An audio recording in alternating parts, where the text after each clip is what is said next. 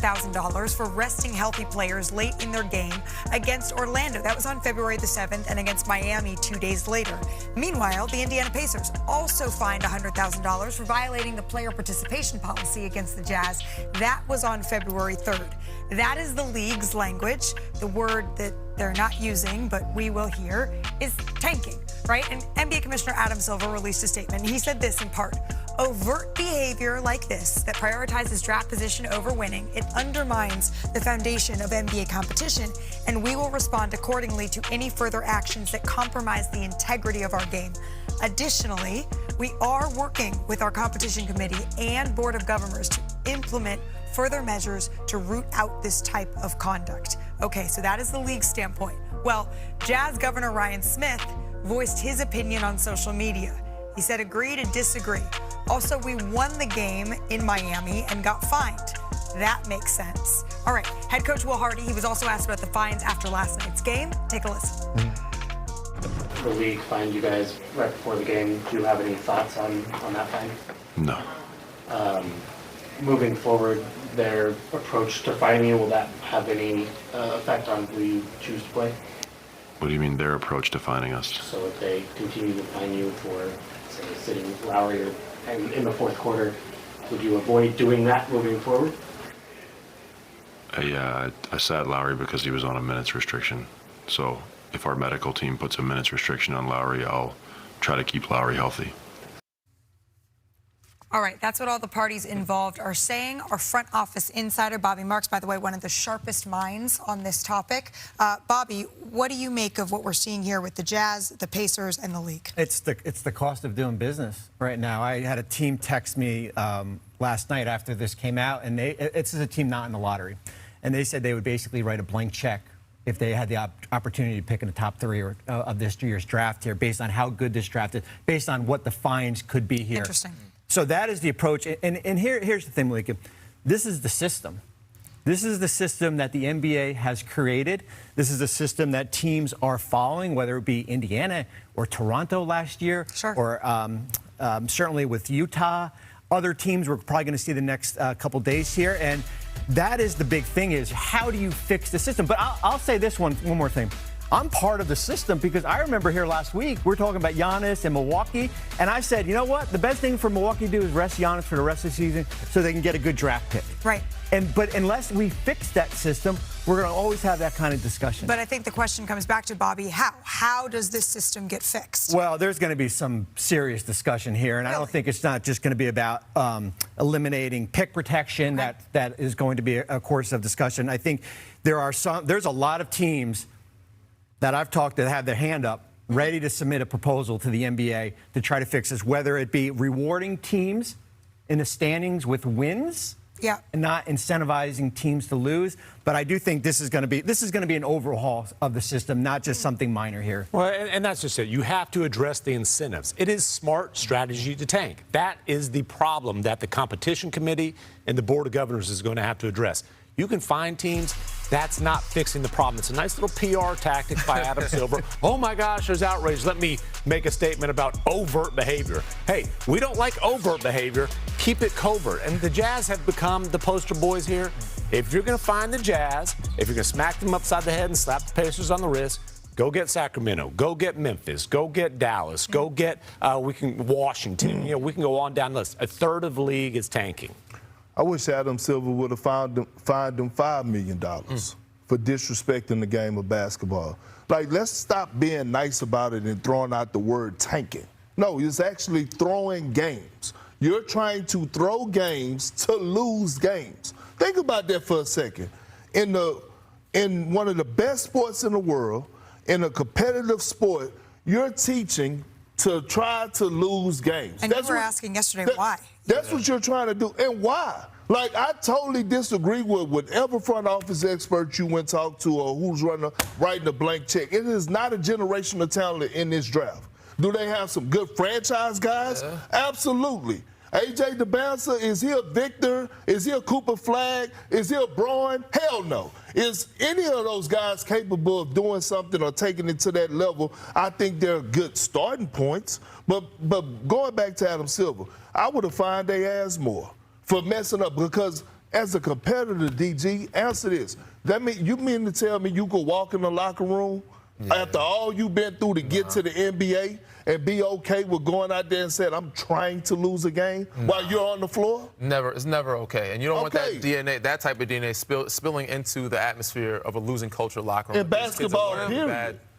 OKC's culture is pretty good right now. They just won a championship. But they didn't tank. Oh, No, yes, they they didn't. did. They was not trying. Shea Gilgeous-Alexander had plantar fasciitis for months. You Come ever on. had plantar fasciitis? Dude, I had it OKC tanked for 2 years. San Antonio tanked to get Wemby. But Tim, I think there's a difference, and I know we're like talking about tanking in different levels. There's a difference between tanking and basically yanking your starters in the fourth quarter it's different. when you're up 7 points. Okay, that's overt manipulating versus the covert. game. Sure, keep it covert and it's cool. It's unacceptable all across the board to be throwing games to try to lose. Well, in this sport at all. It's a start, though. I like that he's doing something. I wouldn't do question think his authority. what you said, that the verbiage over overt was very interesting. Overt is not okay. But this is something that we expect Adam Silver. He's expected What to was that speak word in again? press. Overt. It's a good one. Covert. Friends, the Bucks, they're starting to string together a couple of wins here, Perk. Yeah, 5 out of the last 6. Yeah, that's right. They were in Oklahoma City last night taking on the shorthanded Thunder, but this is awesome. Nikola Topic, he made his NBA debut for the Thunder. They hosted Milwaukee, and he deserves a well-deserved right here standing ovation. He recovered from his cancer diagnosis, chemotherapy, and there he is getting a little pass there to Jalen Williams for the floater, and then Topic again right here. His first bucket. Oh, there and you go. Again, the crowd, I mean, absolutely well-deserved. His teammates loving it. On the Bucks side of things, later in the second, Kuzma gets the ball in the lane, plus the foul. Kuzma having some fun with the Bucks bench. They are. I mean, look, they got past the trade deadline. Now all of a sudden they can focus on just playing basketball. Just like that. Early in the third quarter, Kevin Porter Jr. drives. See you off the one leg. Step back fade. Little one-legger. They're off balance, but on target. 5 minutes left in the fourth. Usman Jang. A guy they cut. What a good homecoming for him. Yeah, the former Welcome Thunder. back to the NBA. Big smile after that one. And then started the fourth, A.J. Green. He's been good for them. Got that last name. On fire. That must be it. That's it. It's the last Who's the name. ball movement? There you go. Cam Thomas, also a pick up for Milwaukee. And then later in the fourth, Bobby Portis has the ball, knocks down the jumper, and the Bucks go on to win this one big, 110-93. And you mentioned the record, Perk. You're absolutely right. They're starting to make a little push. It is little, but up the standings. They've won 5 of 6, as you mentioned. And Milwaukee, they're a game and a half back of the Hawks for that final play-in spot. They're currently in the lead in that series, and they own the tiebreaker. We now welcome back to the show. This time, I think for the first time, right, in studio? First time in studio. Bobby Portis, thank you so much for joining us. Appreciate y'all. Really appreciate the time. You and I, we were talking about how our careers kind of, they dovetailed. We were both in Milwaukee, we were both in Chicago, we were both in New York, and now we're sitting here in Los Angeles as you're about to enter the All-Star festivities. But before we get to that, the last time we chatted, it was before the trade deadline. You all added Cam Thomas. He's been a great piece for you. Giannis, it looks like he's coming back after the All-Star break. Yeah. What's the feeling around this team right now? That's a great vibe. Obviously, it's been an up-and-down year. You know, starting off the season kind of good and then going into a slump in that middle part of the season. But at this current state, vibes are great. Yeah. You know, won 5 out of 6 games, so everybody's feeling good, playing their roles, playing their minutes with force. I think it's been kind of refreshing to see some of the young guys step up in big games and, you know, have their moments. You're going to need that, you know, going forward. But, you know, like I said, 82-game season is for everybody to grow and get better, and, you know, that's what we're doing. I imagine that having some clarity, you know, getting the trade deadline behind you Absolutely. is very nice for this team. What has Giannis said to you? What's the goal? What's for the rest of the season? What are you all focused on? I think the main thing is, you know, trying to win as many games as we can. Yeah. Obviously, take it a day at a time, but always think bigger picture. You know, obviously, bigger picture for us now is just trying to trend in the right direction. At this point in the season, it's almost March, so teams start to, you know, peak at the right time. It's all about peaking at the right time. Yep. You know, with our team, I feel like our team is peaking right now. Everybody's trending in the right direction. Everybody's, you know, playing their minutes with force, playing for each other, and it's been great. It's all about how the plane lands on April 15th. Everything before that is just the window dressing, right? Absolutely. This weekend, though, big stuff coming up. We got the three-point contest. It's your first three-point contest. You've been an excellent three-point shooter in your career, and this season in particular. But shooting off the rack is a little bit different. What's the strategy here? I think that, just, starting on the left or right side, picking what side that you want to shoot the ball from, picking it up from, and then, having enough time to, get to your last rack with enough time to, shoot the ball. So I think with me, just it's going to be about the tempo of, getting the rack to rack and then holding your follow through as long as you can, but you can't hold it too long. You can't hold it too long. You got 70 seconds. So, right. You got to get through it at enough time. Just enough for a little bit of style, but then got to keep it moving for the function, right? Sure. You're going up against one of your former teammates and a former three-point contest champion winner, multiple times actually, and Damian Lillard. What do you think about that competition? Any friendly dinner wagers on the side? Crazy. Sunday, when they announced it and he put it on his story, I actually commented, and he came back and said they need a little bump. So I'm super excited for him to be in the competition again. Obviously, played with him last 2 seasons and had a freak accident happen with his injury. So it's going to be good to see Dame Dollar in action. I'm pretty sure all the fans are super excited. Yeah, I think so. The energy around Damian Lillard always in the three-point contest, it makes for very worthy competition. For sure. But let's not sell yourself short over here because you're shooting 45% on threes. You have been a lights out on catch and shoot threes. Do you want to walk us through your form a little bit?